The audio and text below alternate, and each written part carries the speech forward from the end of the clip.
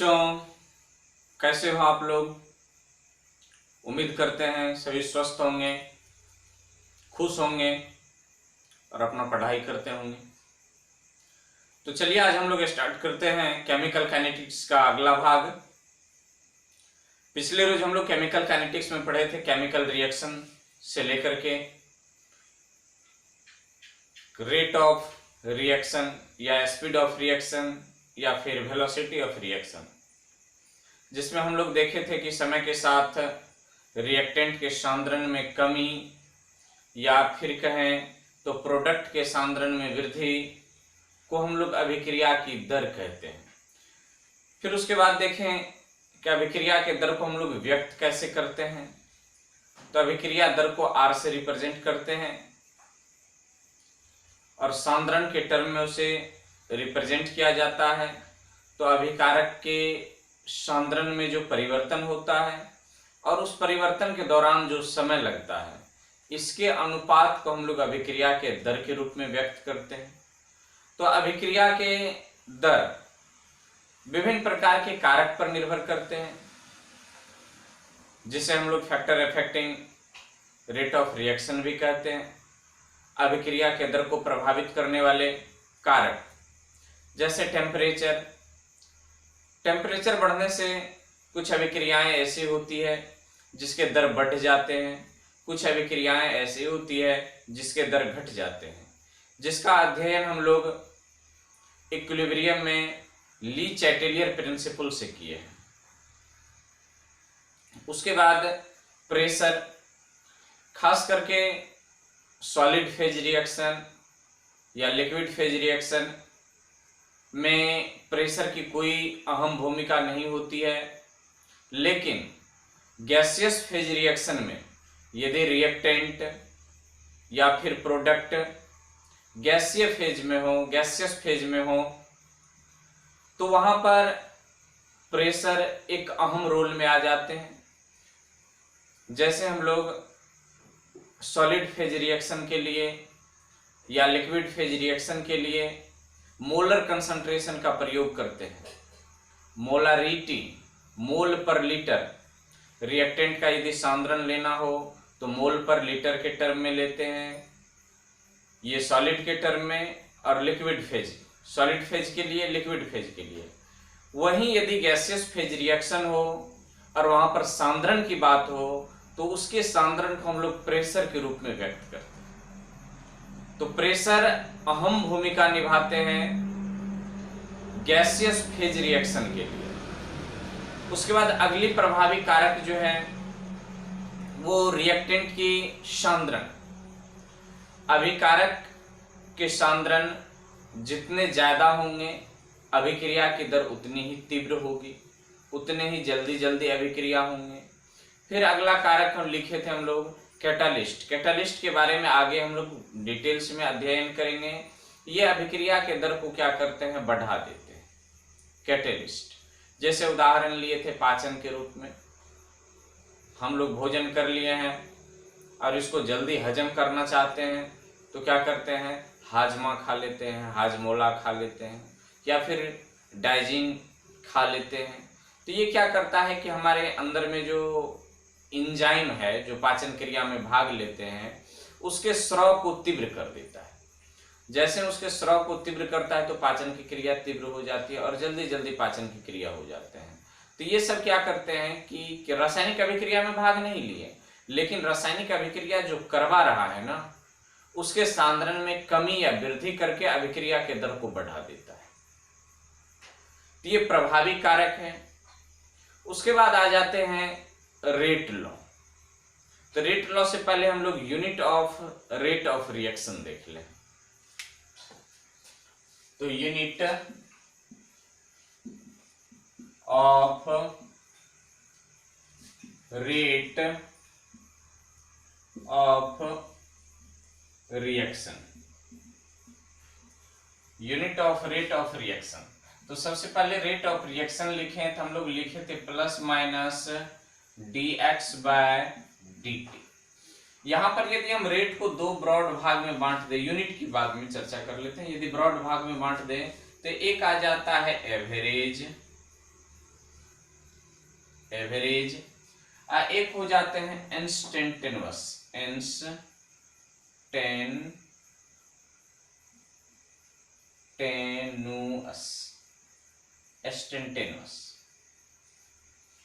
Average औसत, जब से अभिक्रिया प्रारंभ हुई और जहां पर समाप्त हुई, इस बीच में जो सांद्रण में परिवर्तन हुई और जो समय लगा, इसके अनुपात को हम लोग एवरेज के टर्म में रिप्रेजेंट कर लेते हैं। जबकि इंस्टेंटेनियस, क्षणिक, इसका मतलब क्या होता है? क्षणिक। क्षणिक, क्षणिक का मतलब एक निश्चित समय पर,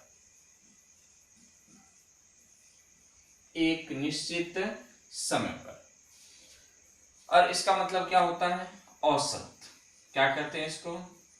औसत, माने संपूर्ण अभिक्रिया के दौरान, इसको कह सकते हैं संपूर्ण अभिक्रिया के दौरान, संपूर्ण अभिक्रिया के दौरान। क्षणिक, अब मान लिया जाए कि कोई अभिक्रिया 9:05 पर प्रारंभ हुई है और यह अभिक्रिया 11:05 तक चलती है, तो 9:05 पर जो अभिकारक के सांद्रण है और 11:05 पर जो अभिकारक के सांद्रण है, तो सांद्रण में क्या परिवर्तन हुई है यहां से वहां तक। 9:05 से लेकर के 11:05 के बीच जो अभिकारक के सांद्रण में परिवर्तन हुई है, और ये जो 2 घंटे की समय लगी है, तो 2 घंटे में अभिकारक के सांद्रण में परिवर्तन बटे 2 घंटा, तो ये आ जाते हैं औसत अभिक्रिया की दर, अभिक्रिया दर का औसत मान।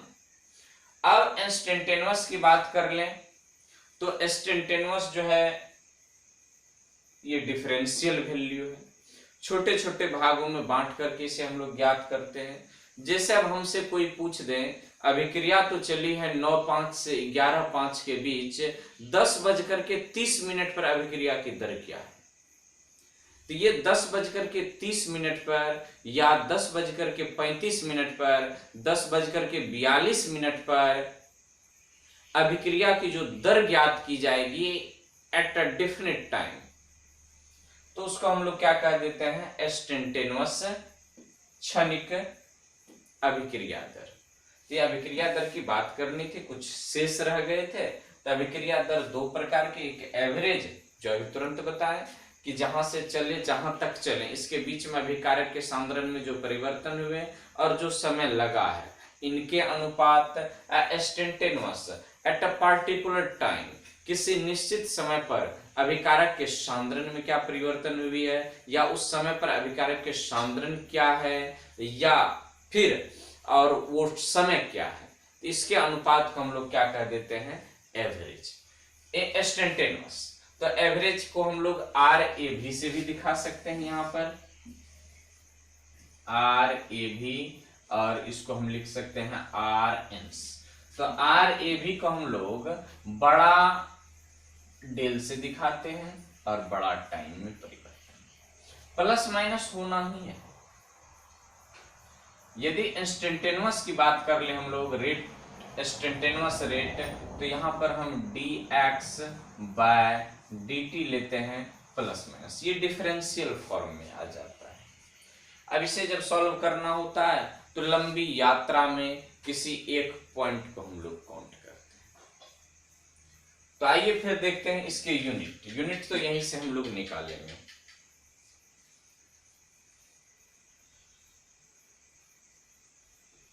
उम्मीद करते हैं छाप लिए होंगे। तो चलिए हम लोग यूनिट की बात कर लें।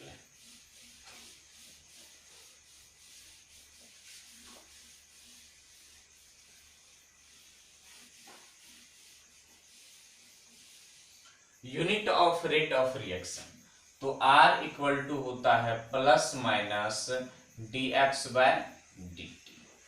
अब ये dx क्या है, तो dx equal to change in concentration of reactant. आखिर है तो ये कंसंट्रेशन, तो कंसंट्रेशन का यूनिट क्या होता है? तो हम लोग मोलर कंसंट्रेशन का ज्यादा प्रयोग करते हैं। किस केस में वो भी देख लेते हैं। Molar concentration, simple C molar concentration क्या होता है? तो मोलारिटी पढ़े होंगे, मोलारिटी, मोलालिटी, मोला चोखा नहीं जी, चोखा नहीं, मोलारिटी। मोलारिटी क्या होता है? तो मोल पर लीटर, प्रति लीटर विलियन में उपस्थित विलय की मोलों की संख्या को मोलारिटी कहते हैं। तो इसका तो यूनिट हो गया कंसंट्रेशन का, मोलर कंसंट्रेशन। ये किसके केस में? यदि रिएक्टेंट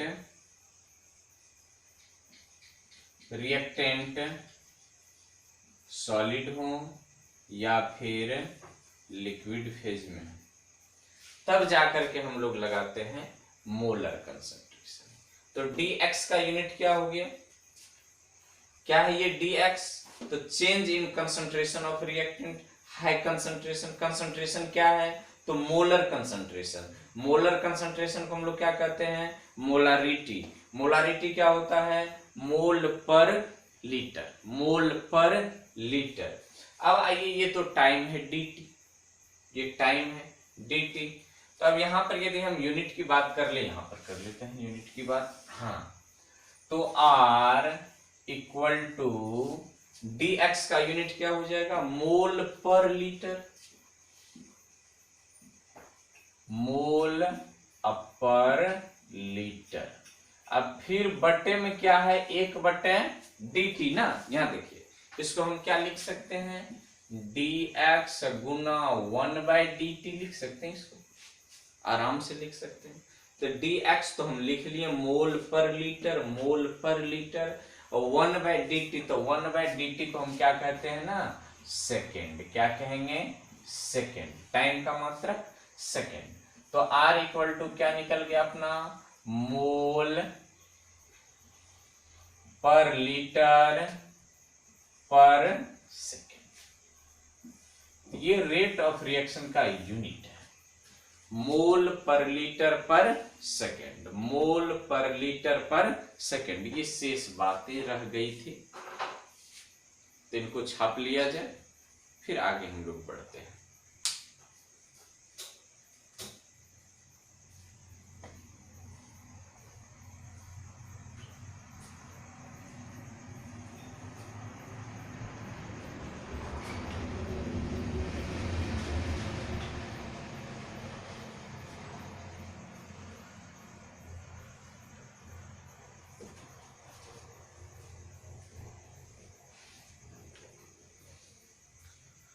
यहाँ दिखाई नहीं पड़ रहा, यहाँ पर ये जो बल्ब है ना, ये बल्ब की रोशनी आ रही है, तो इसको हम थोड़ा इधर लिख लेते हैं। ये वाला पार्ट को, इस वाला पार्ट को हम मिटा करके, और इस वाला पार्ट को हम यहाँ लिख दिए हैं।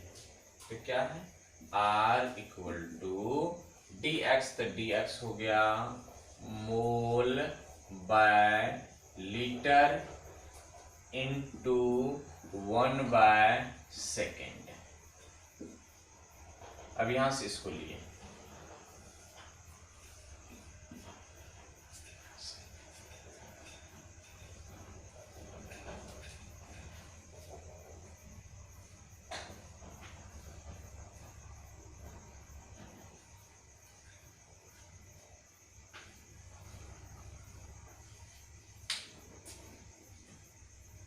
अच्छा, तो बात समझ में आई? Unit of rate of reaction, या unit of speed of reaction, या unit of velocity of reaction, चाहे वो एवरेज हो चाहे वो इंस्टेंटेनियस हो, यूनिट वही रहते हैं। चाहे किसी प्रकार की अभिक्रिया क्यों नहीं हो, यदि उनके दर हो तो दर का मोल पर लीटर पर सेकेंड। ये किस में? रिएक्टेंट यदि सॉलिड और लिक्विड हो तो। यदि रिएक्टेंट गैसियस फेज में हो जाए तो, यदि रिएक्टेंट मिटा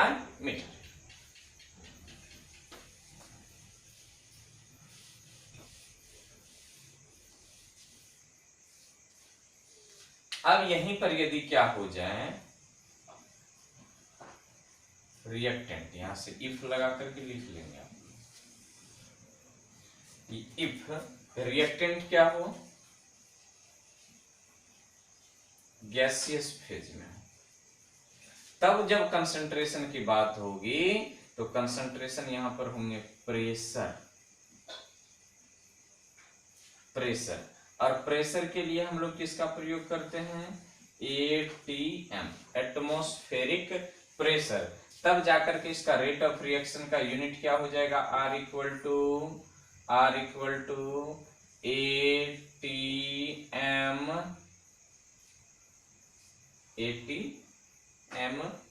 प्रेशर, एटीएम पर सेकेंड,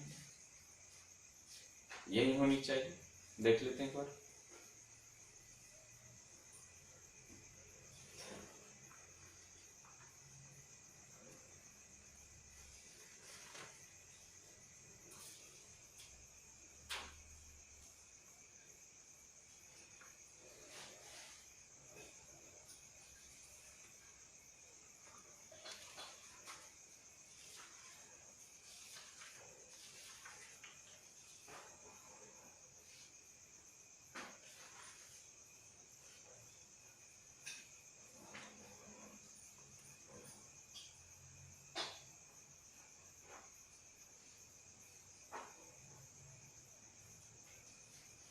ठीक है, एटीएम पर सेकेंड, या इस एटीएम को पास्कल में भी काउंट कर सकते हैं, तो पास्कल पर सेकेंड,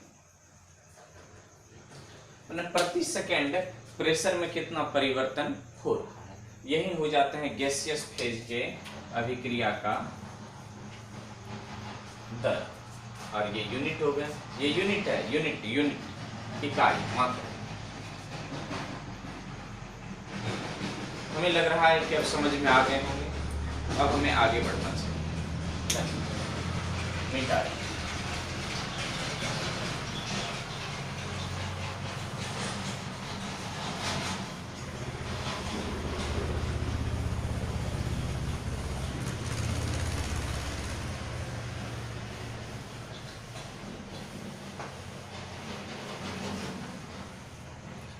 तो यहां पर जो हम लोग मेनली बात करेंगे ना, वो मोलर कंसंट्रेशन की बात करेंगे।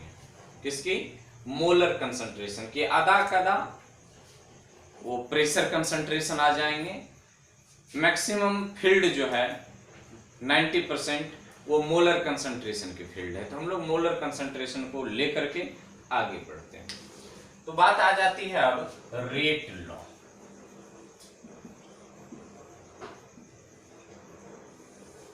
रेट लॉ, या इसी को हम लोग कहते हैं OR, और रेट इक्वेशन। OR और इसी को कहते हैं हम लोग रेट एक्सप्रेशन। यदि इसको हम हिंदी में लिखें तो दर नियम, इसको लिखें तो दर समीकरण, और क्या होगा, दर समीकरण। यदि इसको हम लिखें तो दर व्यंजक। ये सभी बात एक ही है, चाहे दर नियम कहिए, दर समीकरण कहिए, या फिर दर व्यंजक। इनके स्टेटमेंट है, रेट लॉ के स्टेटमेंट है। रेट लॉ क्या कहता है, इनके पहले हम लोग भूमिका को जान लेते हैं, अब फिर इनके स्टेटमेंट को लिख लेंगे, अब फिर इनके मैथमेटिकल टर्म निकाल लेंगे। व्यंजक की बात है तो मैथमेटिकल टर्म चाहिए। तो रेट लॉ क्या है, रेट लॉ क्या है, उसके बाद रेट लॉ क्या कहता है। पहली बात है कि रेट लॉ क्या है, और दूसरी बात है कि रेट लॉ कहता क्या है। तो पहले देखते हैं रेट लॉ क्या है। रेट लॉ कहता है, रेट लॉ कहता है कि rate of reaction rate of reaction depends on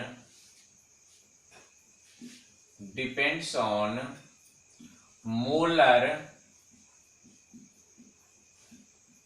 concentration of reactant। Hindi में जान लो, रेट ऑफ रिएक्शन अभिक्रिया की दर अभिकारक के मोलर सांद्रण पर निर्भर करता है। अब निर्भर क्या करता है, तो आगे कहते हैं, एक बार हिंदी में फिर जान लीजिए, अभिक्रिया का दर अभिकारक के मोलर सांद्रण पर निर्भर करता है। रेट लॉ कहते हैं, रेट ऑफ रिएक्शन अभिक्रिया के दर अभिकारक के मोलर सांद्रण पर निर्भर करते हैं। अब निर्भर करना का मतलब क्या, मोलर सांद्रण पर निर्भर करते हैं। अभिक्रिया का दर ये घट भी सकता है, ये बढ़ भी सकता है। तो अब देखिए रेट लॉ कहते हैं,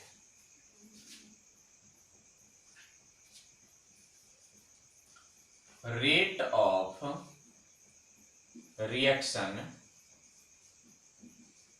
अभिक्रिया की दर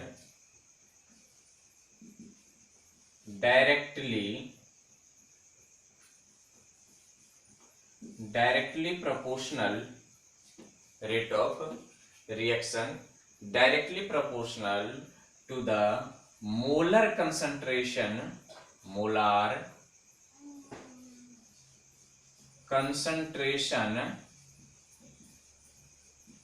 of the reactant।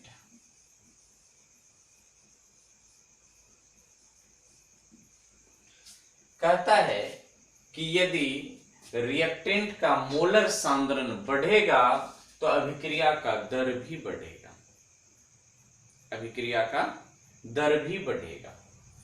यदि अभिकारक का मोलर सांद्रण बढ़ता है, रेज करता है, तो अभिक्रिया का दर भी बढ़ेगा। ये बात है।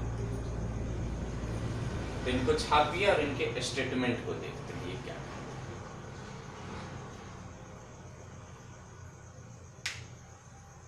मिटाए 2 point, rate of reaction depends on molar concentration of reactant, अभिक्रिया का दर अभिकारक के मोलर सांद्रण पर निर्भर करता है। दूसरी बात है कि अभिक्रिया का दर अभिकारक के मोलर सांद्रण का समानुपाती होता है। समानुपाती, जैसे जैसे अभिकारक का मोलर कंसंट्रेशन बढ़ेगा वैसे वैसे अभिक्रिया के दर भी बढ़ेंगे।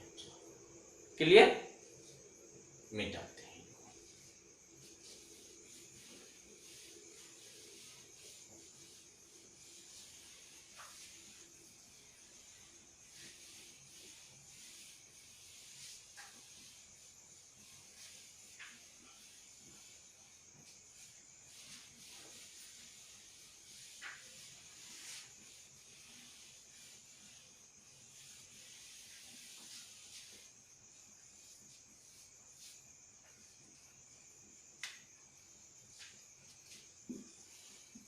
अब एक फिर नाम दे देते हैं, रेट लॉ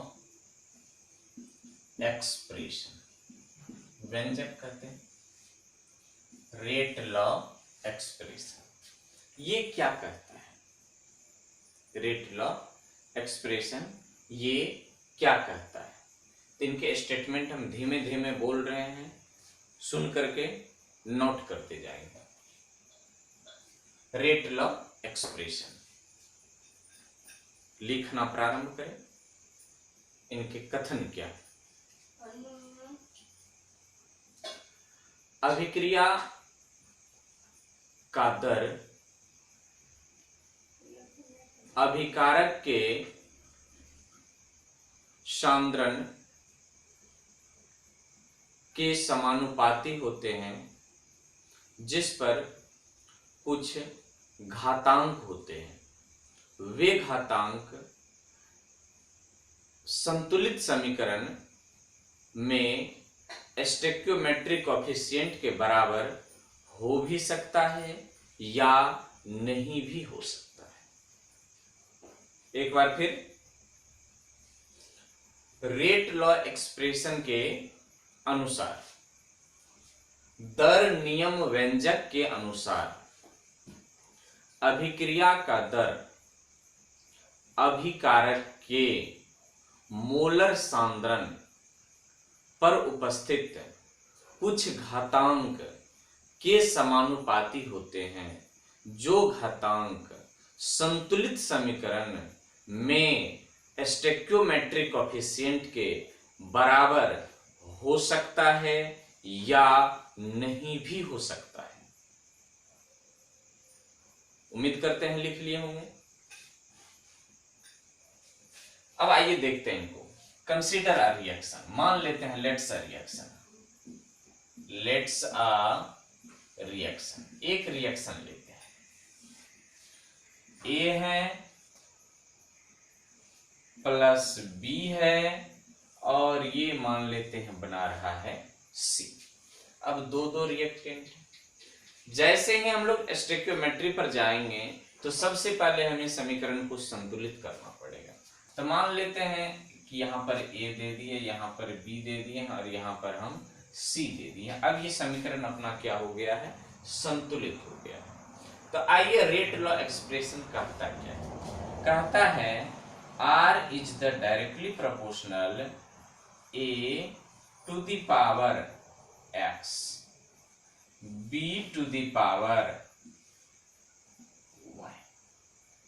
ये कहता है X और Y क्या है, ये इंटीजर्स भी हो सकते हैं, ये नॉन इंटीजर्स भी हो सकते हैं, ये कुछ भी हो सकते हैं।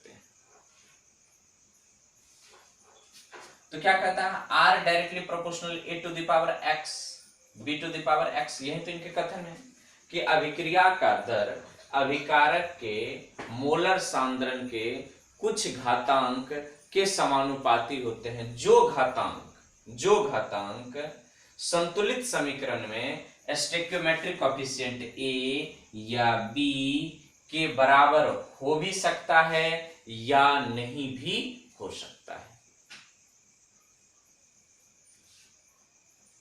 अब A और B यहां पर क्या लेंगे, डायरेक्ट A और B यहां पर देखिए, यहां फिर हम बता रहे हैं A and B equal to molar concentration, ये molar concentration of reactant A and B respectively, क्रमशः। बड़ी कोष्ठ के अंदर यदि कोई A B C D कुछ भी लिखा हुआ हो तो समझ लेना चाहिए कि कंसंट्रेशन की बात हो रही है। यहाँ पर जो केवल A और B है तो ये रिएक्टेंट मॉलिक्यूल है, ये रिएक्टेंट मॉलिक्यूल है। जैसे ही इनको हम कोष्ठ में बंद कर देते हैं तो ये उस रिएक्टेंट मॉलिक्यूल का क्या बन जाता है, मोलर कंसंट्रेशन। यदि ये सॉलिड या लिक्विड है तो, यदि ये गैस होगा तो क्या होगा, ये प्रेशर हो जाएंगे, प्रेशर कंसंट्रेशन। क्लियर, शायद समझ रहे होंगे, धीरे धीरे समझिए। तो ये स्टेटमेंट कहता है, जैसे इसको बड़ी कोष्ठ में हम रख दिए, ये क्या बन गया, molar concentration. Reactant A and B respectively, क्रमशः A और B का क्या है, मोलर कंसंट्रेशन है। अब इनके जो ये घातांक हैं, हम यहां पर लिखते हैं X एंड Y में B equal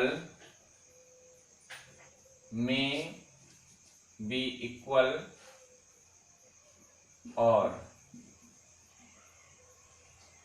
may not be equal to the A and B। ये x एंड y जो है ये मे बी इक्वल और may not be equal to the a and b। अब जानते हैं a एंड b क्या है, पिछले रोज भी हम लोग जाने थे a and b, a b c, यहां हम केवल a b की बात करते हैं। a and b is the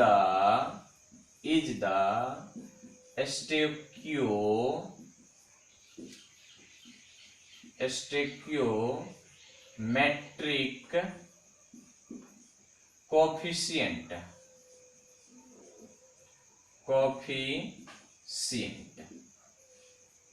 ये क्या है, स्टोइकियोमेट्रिक कोफिशिएंट है। क्लियर? तो ये इसके बराबर हो भी सकते हैं और नहीं भी हो सकते हैं।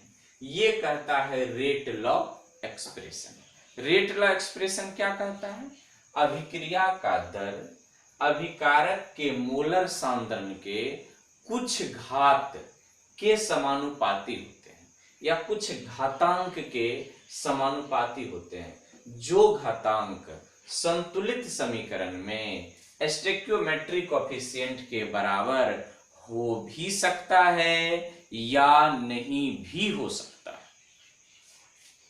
क्लियर? तो इनको लिखा जाए, फिर इसको आगे बढ़ाते हैं।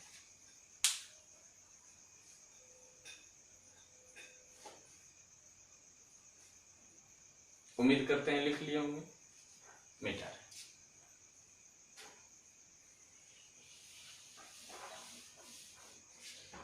आपको यहीं से आगे बढ़ना है,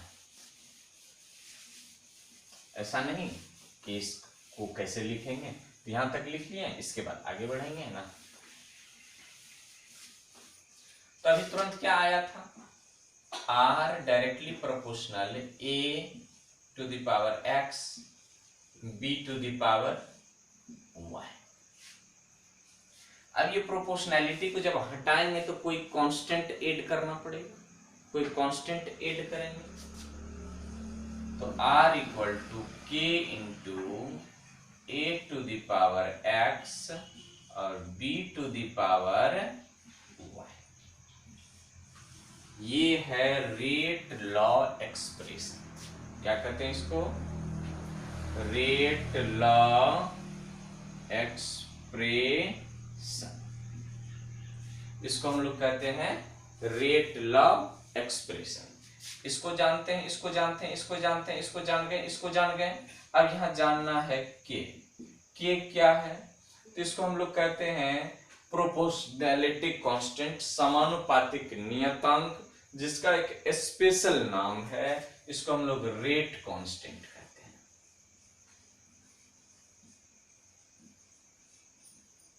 रेट कांस्टेंट कहते हैं। इसका सीधा सीधा संबंध टेम्परेचर से होता है। यदि हम बताने की बात नहीं बता रहे हैं, यदि 10 डिग्री सेल्सियस ताप में वृद्धि की जाती है तो ये रेट कांस्टेंट लगभग 2 गुना हो जाता है। यदि 10 डिग्री सेल्सियस ताप हम बढ़ाते हैं तो ये कितना हो जाता है, 2 गुना। फॉर एग्जाम्पल 2011 में इसी पर आधारित एक क्वेश्चन आए थे मेडिकल में कि 25 डिग्री सी पर किसी अभिक्रिया का अभिक्रिया रेट कांस्टेंट के, 25 डिग्री सी पर किसी अभिक्रिया का रेट कांस्टेंट के है, तो 35 डिग्री सी पर क्या होगा। तो कितने के परिवर्तन हुए हैं, 10 के। तो ये लगभग क्या हो जाएंगे, 2 गुना। तो ये क्या हो जाना है, 2 के। ये आगे आएंगे, temperature dependence rate constant, temperature dependence rate constant आगे आएंगे। तो इसको हम लोग रेट लॉ एक्सप्रेशन कहते हैं। अब इनकी बात आ जाती है अब इनके यूनिट की, किसकी, यूनिट की। अब हम इसकी यूनिट यहां नहीं लिखेंगे, यहां नहीं लिखेंगे,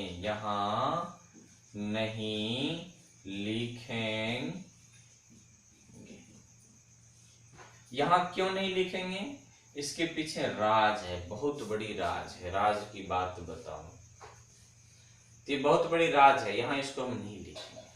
कहीं क्यों नहीं लिखेंगे, तो इसकी यूनिट अलग अलग अभिक्रिया के लिए अलग अलग होते हैं। जब हम लोग आगे बढ़ेंगे तब इसके यूनिट को भी लिखेंगे। तो आज थी ये rate law expression, rate law expression X Y. अब जरा इनको थोड़ा डिफरेंशियल काइनेटिक इक्वेशन में कन्वर्ट करते हैं, मिटाएं।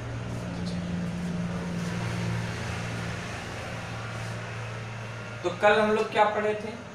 कल हम लोग पढ़े थे R equal to plus minus dx by dt, और आज पढ़े हैं R equal to k into a to the power x b to the power y। घबराना नहीं है, ये x y सब निकल जाएंगे, सब निकलेंगे, घबराने की बात नहीं। ये वही R है, ये वही R है अभिक्रिया की दर, तो ये दोनों बराबर है, तो शायद ये दोनों भी बराबर हो जाए। तो क्या हो जाएंगे? Plus minus dx by dt बराबर k a to the power x b to the power y।